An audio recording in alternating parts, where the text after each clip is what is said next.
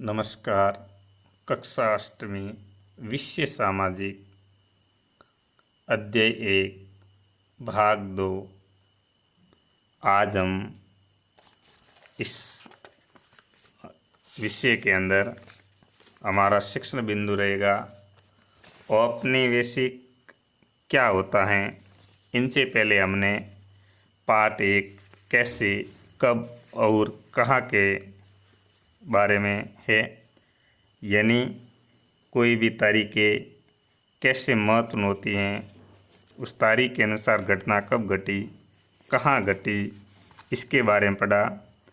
और साथ ही कौन कौन सी तारीखें महत्वपूर्ण थी, तारीखें महत्वपूर्ण क्यों होती हैं, किसी न किसी घटना पर वो तारीख महत्वपूर्ण हो जाती हैं।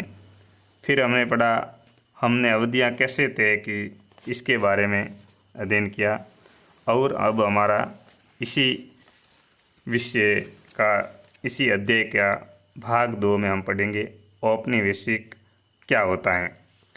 इस किताब में आप पढ़ेंगे कि किस तरह अंग्रेज़ों ने हमारे देश को जीता और स्थानीय नवाबों और राजाओं को दबाकर अपना शासन कैसे स्थापित किया। आप देखेंगे कि किस तरह उन्होंने अर्थव्यवस्था व समाज पर नियंत्रण स्थापित किया। अपने सारे खर्चों को निपटाने के लिए उन्होंने कैसे राजस्व वसूल किया, अपनी ज़रूरत की चीज़ों को सस्ती कीमत पर खरीदा, निर्यात के लिए महत्वपूर्ण फसलों की खेती कराई और इन सारी कोशिशों के कारण क्या बदलाव आए। आप ये भी जानेंगे कि ब्रिटिश शासन के कारण यहाँ की मूल्य मान्यताओं और पसंद नापसंद, रीति रिवाज व तौर तरीक़ों में क्या बदलाव आए। इस बारे में हम लोग आगे औपनिवेशिक क्या होता है इसकी परिभाषा पढ़ेंगे। औपनिवेशिक की परिभाषा, जब एक देश और दूसरे देश के दबदबे से इस तरह के राजनीतिक, आर्थिक, सामाजिक और सांस्कृतिक बदलाव आते हैं तो इस प्रक्रिया को औपनिवेशीकरण कहा जाता है। यानी एक देश दूसरे देश के दबदबे से इस प्रकार राजनीतिक, आर्थिक, सामाजिक और सांस्कृतिक बदलाव लाता है तो इस प्रक्रिया को औपनिवेशीकरण कहा जाता है। किसी भी इतिहास को लिखने के लिए इतिहासकार कई वर्षों पुराना इतिहास के जो स्रोत होते हैं उसको इस्तेमाल करते हुए इतिहासकार इतिहास को लिखते हैं। तो हम इस विषय के बारे में अध्ययन करेंगे कि भारतीय इतिहास को लिखने से पहले इतिहासकारों ने कौन कौन से स्रोतों का इस्तेमाल किया होगा, इनसे इतिहास लिखा गया होगा। अभिलेखों को प्रशासन तैयार करता है, यानी सरकारी कार्यालय, दफ्तर और विभिन्न प्रकार के संस्थाओं के अंदर दस्तावेज तैयार किए जाते हैं। अभिलेख किसे कहते हैं? अभिलेख पत्र अथवा धातु जैसी अपेक्षाकृत कठोर सतहों पर उत्कीर्ण किए गए पाटन सामग्री को कहते हैं। प्राचीन काल से इसका उपयोग हो रहा है। शासक इसके द्वारा अपने आदेशों को इस तरह उत्कीर्ण करवाते थे ताकि लोग उन्हें देख सके, पढ़ सके और पालन कर सके। आधुनिक युग में भी इसका उपयोग हो रहा है। अभिलेख इसलिए लिखे जाते थे क्योंकि यह सरकारी रिकॉर्ड भी होता था और इतिहासकारों का एक महत्वपूर्ण साधन होता था। अंग्रेज़ों की मान्यता थी कि चीज़ों को लिखना बहुत महत्वपूर्ण होता है। उनके लिए हर निर्देश, हर योजना, नीतिगत फैसले, सहमति, जांच को साफ साफ लिखना जरूरी था। ऐसा करने के बाद चीज़ों को अच्छी तरह से अध्ययन किया जा सकता था, उन पर वाद विवाद किया जा सकता था। इस समझदारी के चलते ज्ञापन, टिप्पणी और प्रतिवेदन पर आधारित शासन की संस्कृति पैदा होती थी। अंग्रेज़ों को लगता था कि तमाम अहम दस्तावेज़ों और पत्रों को संभाल रखना जरूरी है, लिहाजा उन्हें सभी शासकीय संस्थाओं में अभिलेख कक्ष बनवा दिए। अधिकतर अभिलेख तहसील के दफ्तर, कलेक्टर, कमिश्नर दफ्तर, प्रांतीय सचिवालय, कचहरी सबके अपने अपने रिकॉर्ड रूम होते थे, जहां वो प्रत्येक कार्यालय के अभिलेख वहां अपने अपने रूम के अंदर रखे होते थे।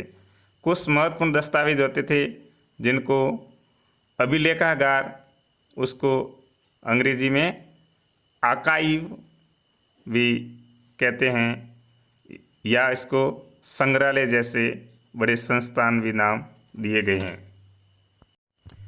भारतीय राष्ट्रीय अभिलेखागार 1920 के दशक में बनाया गया।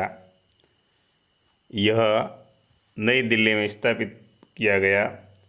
जब नई दिल्ली का निर्माण हुआ तो राष्ट्रीय संग्रहालय और राष्ट्रीय अभिलेखागार दोनों ही वायसराय के निवास के नज़दीक बनाई गई। इससे पता चलता है कि अंग्रेज की सोच इन संस्थानों को कितना भारी महत्व था।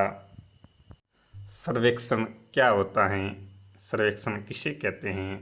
वर्तमान में सर्वेक्षण का बढ़ता महत्व। सर्वेक्षण, जिसका अर्थ ऊपर देखना या ऊपर से निरीक्षण करना है। सामाजिक सर्वेक्षण एक वैज्ञानिक अध्ययन है, एक प्रक्रिया है जिसके द्वारा किसी निश्चित भौगोलिक क्षेत्र में घटित होने वाली घटनाओं के विषय में विश्वसनीय तथ्यों का विस्तृत संकलन किया जाता है। सर्वेक्षण का बढ़ता महत्व। औपनिवेशिक शासन के दौरान सर्वेक्षण का चलन भी महत्वपूर्ण होता गया। अंग्रेजों का विश्वास था कि किसी देश पर अच्छी तरह से शासन चलाने के लिए उसको सही ढंग से जानना जरूरी होता है।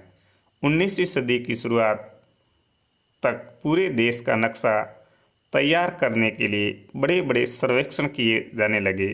गांवों में राजस्व सर्वेक्षण किए गए। इन सर्वेक्षणों में धरती की सतह, मिट्टी की गुणवत्ता, वहां मिलने वाले पेड़ पौधे, जीव जंतु तथा स्थानीय इतिहासों व फसलों का पता लगाया जाता। अंग्रेजों की राय में किसी इलाके का शासन चलाने के लिए इन सारी बातों को जानना जरूरी था। 19वीं सदी के आखिर में हर 10 साल में जनगणना भी की जाने लगी। जनगणना के जरिए भारत के सभी प्रांतों में रहने वाले लोगों की संख्या, उनकी जाति, इलाके और व्यवसाय के बारे में जानकारियाँ इकट्ठा की जाती थी। इसके अलावा वानस्पतिक सर्वेक्षण, प्राणी वैज्ञानिक सर्वेक्षण, पुरातत्वीय सर्वेक्षण, मानवशास्त्रीय सर्वेक्षण, वन सर्वेक्षण आदि कई दूसरे सर्वेक्षण भी किए जाते थे। अधिकृत रिकॉर्ड से क्या पता नहीं चलता, यानी हमारे पास लिखे हुए और हमारे पास जो जमा रिकॉर्ड है उनसे पूरे जानकारी मिल सकती है। जिस इतिहास की हम जानकारी चाहते हैं, जिसके बारे में हम जानकारी चाहते हैं, रिकॉर्ड होने के बावजूद वो जानकारी हमको मिल सकती है। रिकॉर्ड इस विशाल भंडार में हम बहुत कुछ पता लगा सकते हैं, फिर भी इस बात को नज़रअंदाज नहीं किया जा सकता है कि यह सारे सरकारी रिकॉर्ड हैं। इनमें हमें यही पता चलता है कि सरकारी अफसर क्या सोचते थे, उनकी दिलचस्पी किन चीज़ों में थी और बाद में किन चीज़ों को बचाए रखना चाहते थे। इन रिकॉर्ड से हमें यह समझने में हमेशा मदद नहीं मिलती है कि देश के दूसरे लोग क्या महसूस करते हैं और इनकी कार्रवाइयों की क्या वजह थी। इन बातों को जानने के लिए हमें कहीं और देखना होगा। जब हम ऐसे दूसरे स्रोतों की तलाश में निकलते हैं तो उनकी भी कोई कमी नहीं रहती, लेकिन सरकारी रिकॉर्ड्स के मुकाबले उन्हें ढूंढना ज़रा मुश्किल साबित होता है। इस लिहाज से लोगों की डायरी, तीर्थ यात्राओं और यात्रियों के संस्मरण महत्वपूर्ण लोगों की आत्मकथाएं और स्थानीय बाज़ारों में बिकने वाली लोकप्रिय पुस्तिकाएं ये महत्वपूर्ण हो जाती हैं। जैसे जैसे छपाई की तकनीकी फैली, अखबार छपने लगे और विभिन्न मुद्दों पर जनता ने बहस भी होने लगी। नेताओं को सुधारकों ने अपने विचारों को फैलाने के लिए लिखा, कवियों और उपन्यासकारों ने अपनी भावना को व्यक्त करने के लिए लिखा। यह सारे स्रोत उन लोगों ने रचे हैं जो पढ़ना लिखना जानते थे।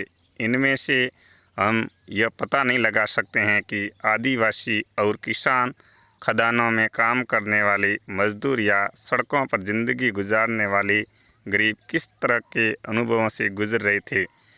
यानी इस अध्याय भाग 1 का भाग 2 इसी के साथ संपूर्ण हुआ। अब आपको बहुत प्रश्न व गृह कार्य दिए जाएंगे, उस प्रश्नों को कॉपी में करना है।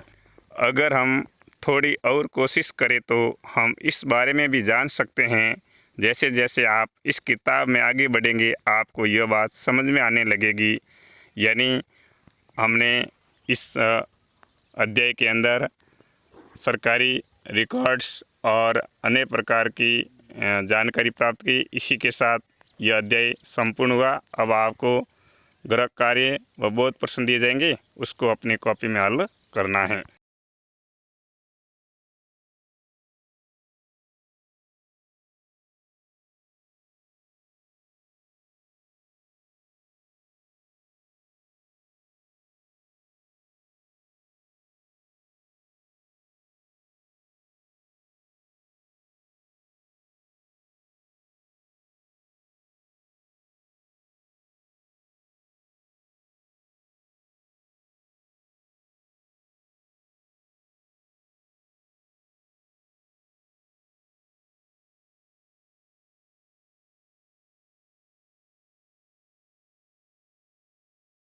बोध प्रश्न। पहला प्रश्न, औपनिवेशिक किसे कहते हैं? जब एक देश पर दूसरे देश के दबदबे से इस तरह की राजनीतिक, आर्थिक, सामाजिक और सांस्कृतिक बदलाव आते हैं तो इस प्रक्रिया को औपनिवेशीकरण कहा जाता है। प्रश्न संख्या 2, इतिहासकारों का महत्वपूर्ण साधन क्या होता है? इतिहासकारों का महत्वपूर्ण साधन सरकारी रिकॉर्ड होता है। प्रश्न संख्या 3, अंग्रेज़ों ने अभिलेख कक्ष कहाँ कहाँ पर बनाए? अंग्रेज़ों ने अभिलेख कक्ष कचहरी, तहसील के दफ्तर, कलेक्टर, कमिश्नर, प्रांतीय सचिवालय आदि में बनाए गए। किस किस प्रश्न संख्या 4, महत्वपूर्ण दस्तावेज कहाँ पर रखे जाते थे? महत्वपूर्ण दस्तावेज अभिलेखागार में रखे जाते थे। प्रश्न संख्या 5, भारतीय राष्ट्रीय अभिलेखागार की स्थापना कब हुई? भारतीय राष्ट्रीय अभिलेखागार की स्थापना 1920 में हुई। गृह कार्य, भारतीय राष्ट्रीय अभिलेखागार कहाँ पर बना हुआ है? प्रश्न संख्या 2, सर्वेक्षण किसे कहते हैं? प्रश्न संख्या 3, किस किस स्थानों का सर्वेक्षण किया गया? प्रश्न संख्या 4, रिकॉर्ड से हमें किस बातों का पता चलता है? धन्यवाद।